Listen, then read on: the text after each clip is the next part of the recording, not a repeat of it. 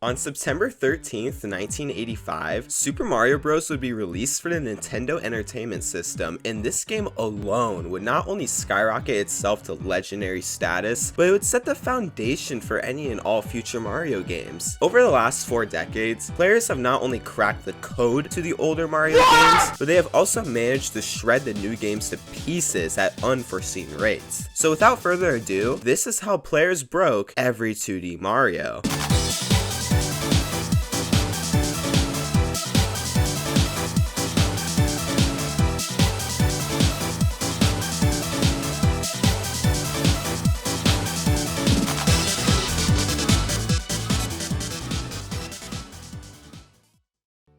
Now with most of these 2D Mario games, you'll notice that simply just running right with minimal slowdowns will get you quite a long ways, and Super Mario Bros. Is absolutely no exception. You'll also notice that each game has its own respective categories on the leaderboards, all of which are broken in their own ways. But for the purposes of this video, I will be sticking to any percent, which entails that you beat the game as fast as possible. When it comes to any percent, players will take advantage of the warps scattered throughout the game, but they'll also take advantage of much more. When it comes to Super Mario Bros., the way in which you lose and/or gain time can be attributed to the famous frame rule system. Every 0.35 seconds that passes, frame rule does as well. However, you could only pass through the game in frame rules, meaning that if you were to lose or gain time, it would be in increments of 0.35 seconds. This knowledge is important for not only the speedrun, but for any and all future discoveries that would be made. In the early 2000s, the world record stood at around 5.5 minutes, but since then, the record alongside the tasks or tool-assisted speedrun sits at 4 minutes and 54 seconds, with the task being merely frames away from the 4:53 barrier. The world record itself stands at a 4:54.798 by the iconic Nifsky. But how did the record get to where it is today? Well, at the beginning of the game's life, there were a few tricks that would eventually be implemented into runs as a means of saving time, such as the wall jump in 8-4, a wrong warp in 8-4, and another wrong warp in 4-2 that would allow for you to skip having to use the vine. Now this wrong warp was pretty easy in 8-4. All you had to do was walk forward to scroll the screen, and if you scroll the screen forward enough, then the game would just take you to this underwater section via the pipe as opposed to the pipe further along in the stage. The same concept applied in 4-2, but the methods in which you used to scroll the screen were a bit more complicated. Players would have to figure out how they could scroll the screen without slowing down. This is where Andrew G enters the equation. By bumping Mario against the wall like this, you're able to scroll the screen. If you bump Mario against the wall 3 times, then you're able to scroll the screen by enough pixels to allow you to successfully pull off the wrong warp every time. However, if you got 2 really good bumps, then you would just barely be able to get the wrong warp, and you would also save even more time over the 3 bump strategy. With all of those strategies, Andrew G was able to beat Super Mario Bros. In under 5 minutes and even get a 4:58. Despite the absurdity of this time, Andrew and others knew that there was potential for the run to be brought down lower than any of them could even imagine. It was at around this time in which the bullet bill glitch in 8.2 was implemented into runs. As the name implies, runners use this bullet bill to clip into the bottom of the flagpole, and this glitch in particular would allow for 2 frame rules to be saved. With the discovery of the bullet bill glitch, another glitch would be discovered regarding the flagpole, but this time it would be a glitch that could be performed and used to save time on every single level with a flagpole. This would unsurprisingly be the flagpole glitch, in which you are able to clip near the bottom of the flagpole, allowing for frame rules to be saved. Now you remember when I said that you have to scroll the screen in 4.2 to successfully pull off this wrong warp? Well, a new way of scrolling the screen would be found, and it involved this precise clip into the wall, which if done right, is able to scroll you exactly 20 pixels forward, which is just enough to pull off the wrong warp. Outside of that, the 80% run really just came down to optimal movement. Fast accels would be added throughout the run as a means of just barely saving some frame rules, which if you don't know what a fast accel is, it's basically just doing a jump in the opposite direction and then quickly turning around. It's one thing to do the accel, but it's definitely another to do it fast enough to save the frame rule you need, which is why it took so long for some fast accels to be added into runs, such as this one in 8-4. While the current world record is extremely optimized, there's still time to be saved, and it'll only be a matter of time before the record is beaten. 1 year after the massive success and release of Super Mario Bros., Nintendo would release Super Mario Bros. And the Lost Levels, which had the same engine and format as its predecessor, but it featured much more difficult levels. While I view this game as painful and excruciating, speedrunners saw this game as a challenge and quickly began to break it apart, as they did with the original game. This game's history begins in 2008, with Andrew G once again dominating the speedrunning side of things. The first run that I could find clocked in at an 8:34, and while there were slip-ups here and there were no major mistakes made, and Andrew even went for a glitch in 5-2. Similar to the wrong warp in 4-2 of Super Mario Bros., Andrew would scroll the screen here, in which he then jumped in between where the pipe and screen was, before ultimately clipping into and entering the pipe, allowing for him to make it to the World 8 warp pipe. As time progressed, mistakes within these any percent runs would lessen and problems to certain levels would be solved. For example, in the final level of the run, there are multiple Bowsers, all of which have their own hammer patterns. Players initially didn't know how exactly they could control the hammer patterns, as a lot of the time, runs would die as a result of it. But with improved knowledge regarding enemy patterns, players found out that you could control what pattern you get, as it's reliant on when you enter the level. This meant no more slowing down. Optimizations like these and more would allow for the run to be brought down all the way to a low 8-minute time, and before people knew it, the grind for sub 8 would start to commence.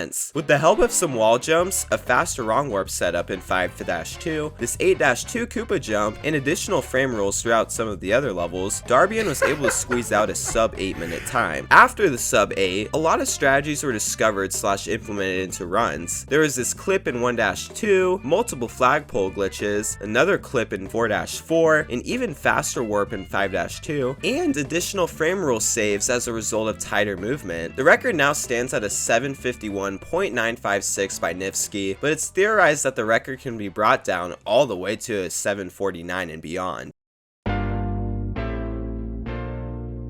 With the release of Super Mario Bros. 2, the same legends who initially picked up the original Super Mario Bros. Would also migrate to this game. One of the first recorded world records would be a time set by Scott Kessler in 2005. This is how he did it. As he enters 1-1, you'll see that he's using Luigi. This is because Luigi has the highest jump out of the 4 characters featured in Mario Bros. 2, meaning that Scott would be able to make jumps you usually wouldn't be able to make. Later on in the run, he'll use Toad for some stages, as his speed comes in handy, but as far as Peach and Mario go, well, they simply just aren't featured in the run, because Peach's floatability can't compare to Luigi's jump, and Mario is just Mario. In the first 2 levels, Scott rolled with Luigi and used him to skip parts of the stage, whether it be this jump in 1-1 or this sequence of jumps that allows you to skip the carpet in 1-2. In 1-3, he switched to Toad and picked up one of the first enemies he saw. For some reason, when a Toad has an object or enemy in his hands, he actually runs faster, a mechanic that only Toad has. Therefore, Scott took advantage of this mechanic throughout some other levels, and he also took advantage of the warps this game has to offer. After some Birdo fights, skips, and risky maneuvers, Scott finished his run with a time of 9:42.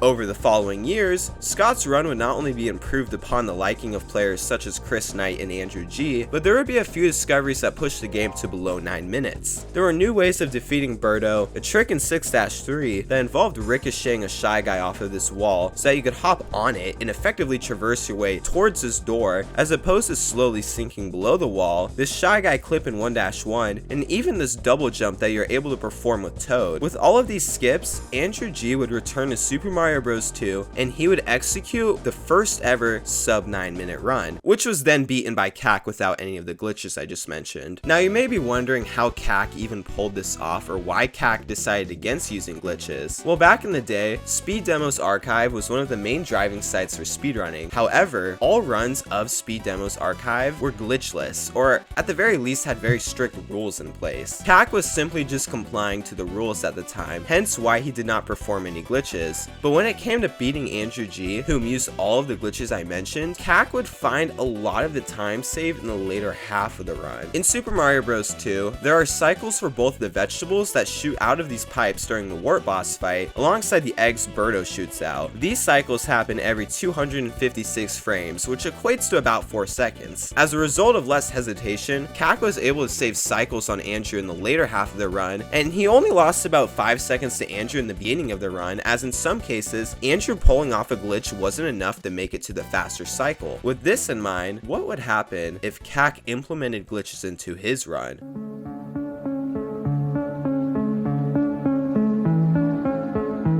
CAC had gotten what was almost a perfect run at the time. Despite others trying the game for themselves, CAC remained on top for years. But if I've learned anything about life, and especially speedrunning, it's the fact that nothing lasts forever. From here on out, Super Mario Bros. 2 would be brought down second by second, and strategies from tool-assisted speedruns would start to make their way into runs. The most notable of these strategies was this new yet much harder method of the warp in 1-1. Not only did this save an additional cycle, but the faster Birdo kill saves some additional time. With all of these optimizations and more, the record now stands at an 811.590 by Cool Kid, a record that has dominated the leaderboard since November 16th of 2021.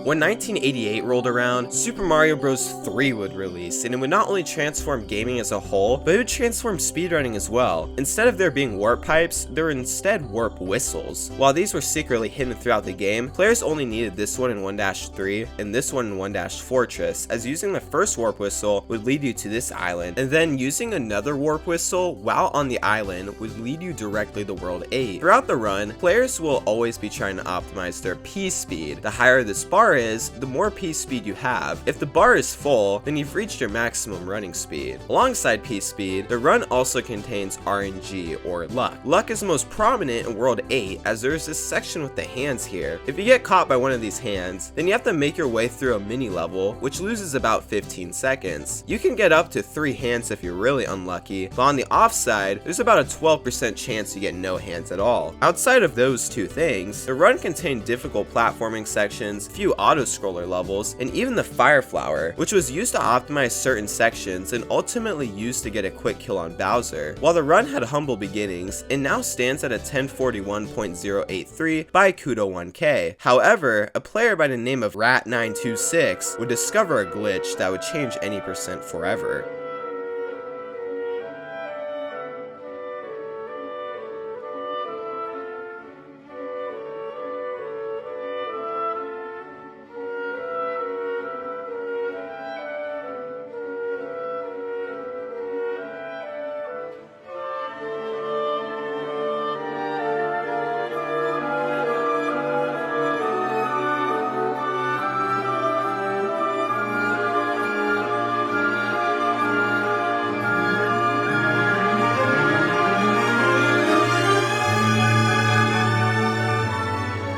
I'll link a more detailed explanation to how this wrong warp works in the description of the video, but essentially you are doing all of these various tasks with pixel perfection so that you can break the game's code and make it all the way to the end. You'd still get the 2 warp whistles you needed in World 1, but this time you'd go to World 7, and from there, all players had to do was pull off the wrong warp in 7-1. So while the 80% wrong warp list record stands at a 1041, 80% with the wrong warp would allow for the game to be beaten in exactly 3 minutes.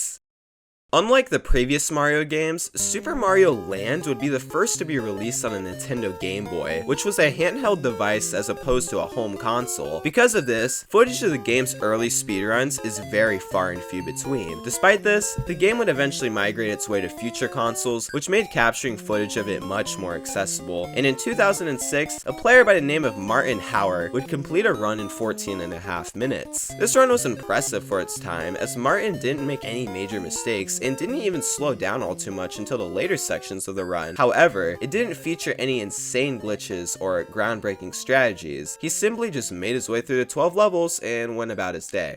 But in 2012, a player by the name of NES Kamikaze posted a run that clocked in at 12 minutes and 58 seconds. Kamikaze not only made less mistakes, but he also had much less hesitation when going through parts of the stage. Furthermore, Kamikaze would damage boost his way through certain sections and overall just take more advantage of the power-ups. As time progressed, cleaner execution of the 80% route would lead the time down second by second, but eventually, a rather interesting trick would be discovered. In 2-3, you go through what is essentially an airplane sequence, which involves shooting at walls and dodging enemies. Players figured out that by getting stuck on the wall here, you're able to wrap your way to the other side of the screen, and if done successfully, you'll be wrapped to the end of the level, allowing you to save time in what would usually just be an auto-scroller level. There's one important factor that I haven't mentioned yet though. At the end of each world, there is a bonus game that you play, and the item you get within the bonus game is completely luck oriented. The optimal item for the bonus game is to get a fire flower, but in some situations, you have to climb up or down a ladder, which loses time. On top of that, there's a chance that you don't get the fire flower, and you have a ladder which loses even more time. Therefore, the ideal situation is to get a fire flower that is on the same row as Mario. The time loss from bad luck wasn't too huge, but it was definitely enough to stop any and all any% runs in their tracks. If the stars were able to align, then a low 12-2x time would be possible, which is exactly what happened, as in May of 2023, a player by the name of Shaft was able to get a time of 12:21.82, which is where the record stands today.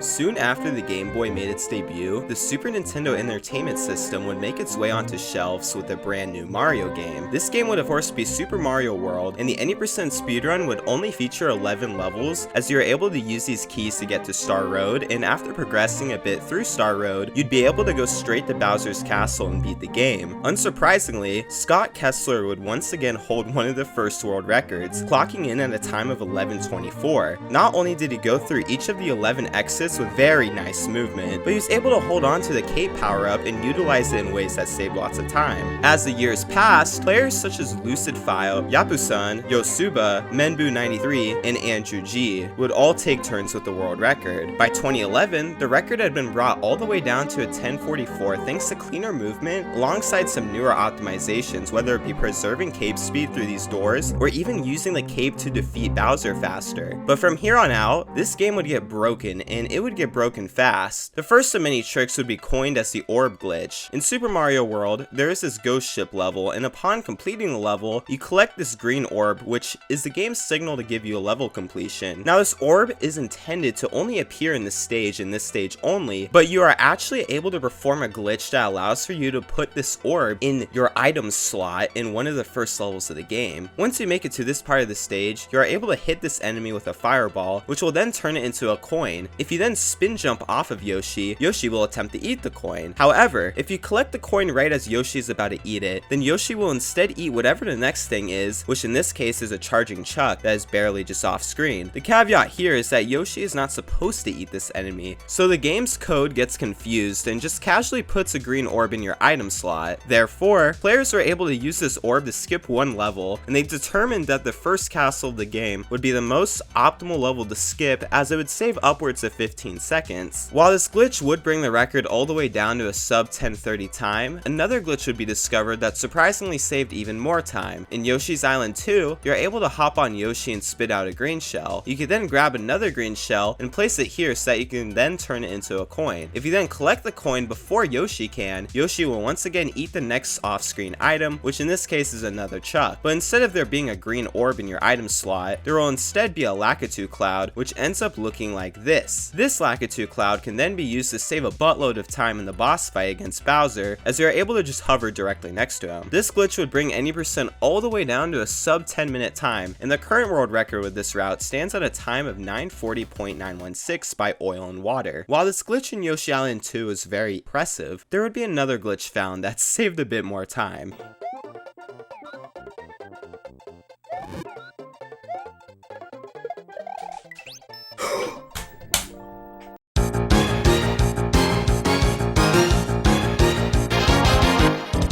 Yes, your eyes do not deceive you. We once again had another credits warp on our hands, and while multiple people have been able to pull this off, Furious holds the world record with a time of 41.02. If you want an in-depth understanding of how the trick works, I'll once again leave a link in the description, but as of today, this record has stood for 3 years, and I don't see it getting beaten anytime soon.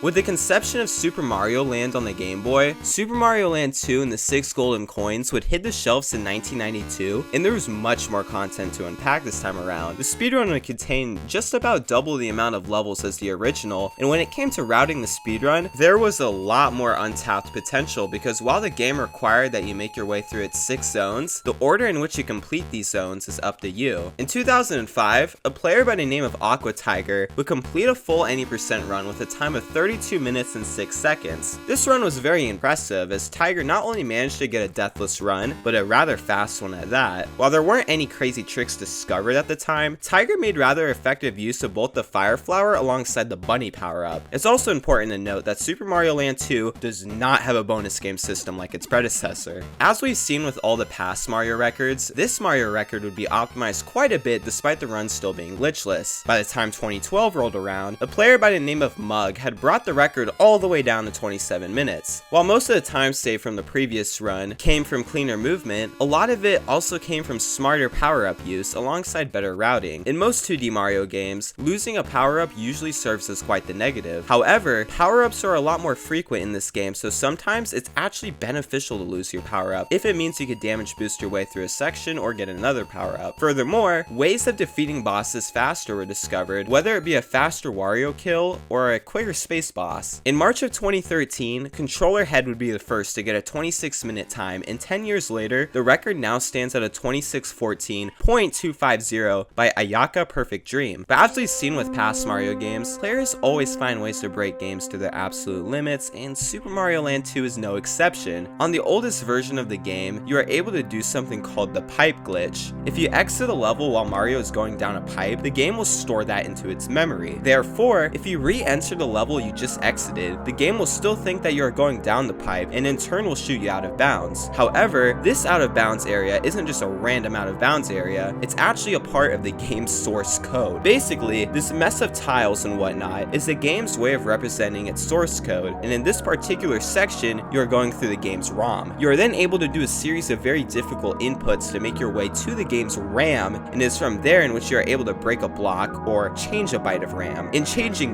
this byte of RAM, you are warped directly to the credits of the game. If you want a more in-depth explanation, then I've linked a video down below, but when it comes to a world record, a player by the name Elecman holds the title with a time of 2 minutes and 34 seconds.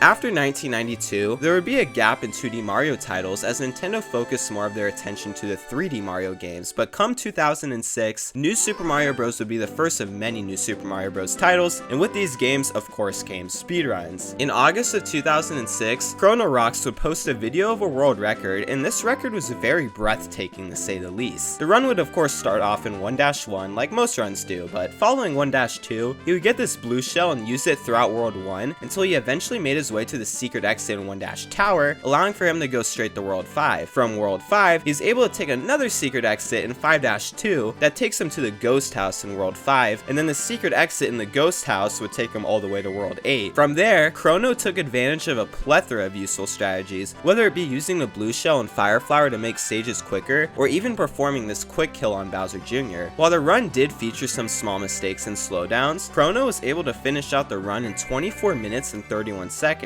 This record would go on the stand for not just 1 day, 1 month, or even 1 year. This record would stand for 9 years straight. Let me explain. For starters, the beginning of the 80% run is absolutely brutal. If you've ever played this game, you'll know that these item blocks will appear in certain stages. The first of these item blocks would of course be in World 1, and it is essentially a coin toss as to whether it'll go to 1-2 or whether or not it'll go to 1-T, given its 50-50 odds. If the item block happens to go to 1-T, then your run is automatically dead, as you'll need the blue shell for not only a good time, but for the secret exit in 1-T. There are of course other ways of getting a blue shell, but this is by far the fastest way. But it gets even worse, as getting the item block doesn't even guarantee you'll get the blue shell, as there is a chance of getting a 1-up and a chance of getting a fire flower. This means that almost 80% of runs will not make it out of 1-2. Furthermore, there is luck involved later on in the run, as in 8-8, these meteors would randomly drop drop out of the sky. So not only was Chrono's run ahead of its time, but it was also just hard to capture footage because like the Game Boy, the Nintendo DS was a handheld device. Eventually, that 9th year would come in which the record would finally fall. The person to do it would be a man by the name of E. Waller, who would get a time of 24:28. Now of course players would figure out ways around both the shell luck issue and technology would advance, which motivated more players to pick up the game. Since E. Waller's run in 2015, the record has been brought all the way down to a 22:11 by Josh TGR. For starters, Josh uses the blue shell more throughout the run. Optimal movement with the blue shell allows you to save seconds upon seconds in every stage, and that adds up very quickly throughout an entire run. One of the most notable time saves with the blue shell would be an 8-2. If timed correctly, you're able to pull off this double jump with the shell. The only problem is the fact that the trick is frame perfect. While players have gotten better at it over the years, it still serves as a pivotal point in the run, as you'll either get it first try and save the 7 seconds, or you'll just simply start over again. Nonetheless, Josh still uses the fire flower throughout a lot of World 8, as it proves to be faster than the blue shell, especially in sections such as this one in 8-6, because you're able to time fireball jumps to bypass having to slowly walk across these rock platforms. While this run can be brought down to a 22:0x, this record still stands, and it stands strong.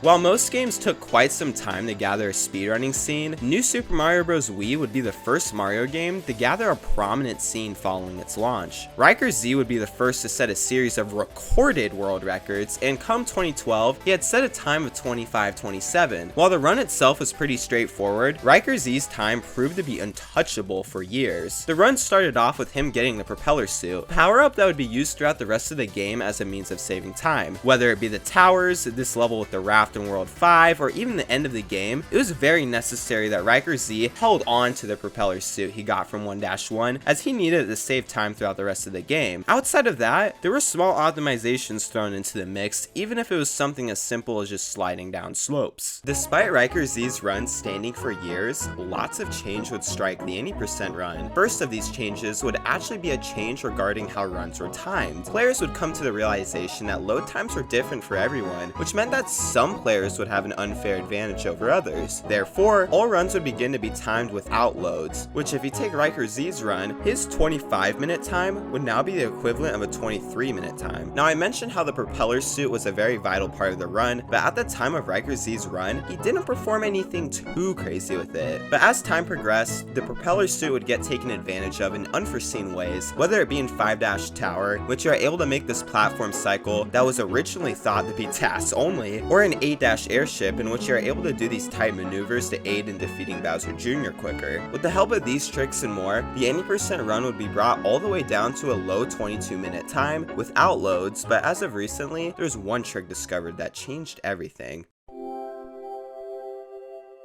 Normally, when you're making your way through the final castle, you have to wait for Bowser to shoot fireballs through the wall, as him shooting those fireballs is your only means of progression. Speedrunners were tired of being bottoms, so they decided to go on top, and while the results were a big time save, a time save big enough to push the category to a 21-minute time. As of today, the record stands at a 21:56.4 by sharp runs, and players are still actively pushing this category despite how optimized it is. Among the New Super Mario Bros. Titles, players often forget about New Super Mario Bros. 2, which was released on the 3DS in 2012. While this game doesn't feature a blue shell or a propeller suit, its speedrun has gotten to crazy levels of optimization in ways that might be seen as unexpected.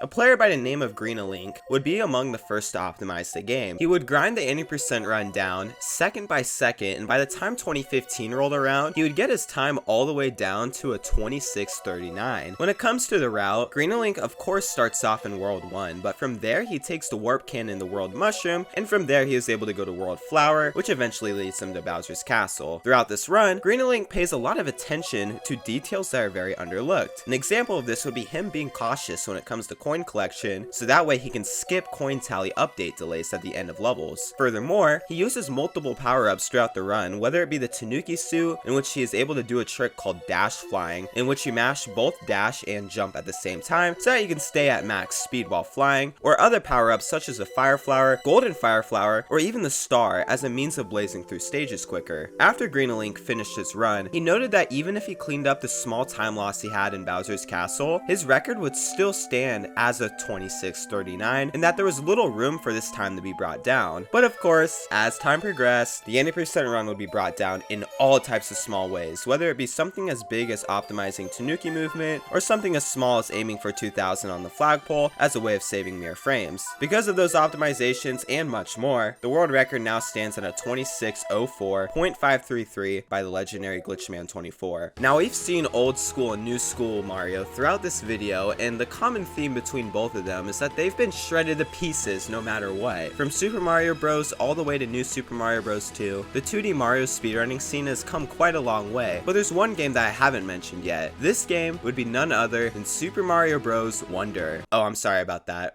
wrong video. What I meant to say is that this game would be none other than New Super Mario Bros. U. Similar to New Super Mario Bros. Wii, this game would get optimized quick with players figuring out the most optimal path for the 80% route. This path being that you would take the secret exit in 1-2, which would eventually lead you to World 5, in which you would then take the secret exit out of 5-Ghost House, which would lead you to World 7, and from there you'd be able to make it all the way to Bowser's Castle, which lied in World 8. The first completed 80% run to be submitted on speedrun.com would be a time of 44 minutes and 55 seconds by Coldblood222, but as time went on, this record would be very quickly optimized to a 37-minute time, with Pokey getting the first 37 just 5 months after the game came out, and like other world records, this record would go absolutely viral on YouTube, garnering an astounding 36 million views. It made sense as to why records such as these went viral. I mean, this record by Pokey was a record set while the game was still very fresh, and it was a record that featured very minor mistakes. He not only kept his acorn suit throughout the run, but he used it to his advantage throughout every single level, allowing for him to beat out the rest. 37 minutes could have very well been the last minute barrier New Super Mario Bros. U ever saw, but spoiler alert, things would change.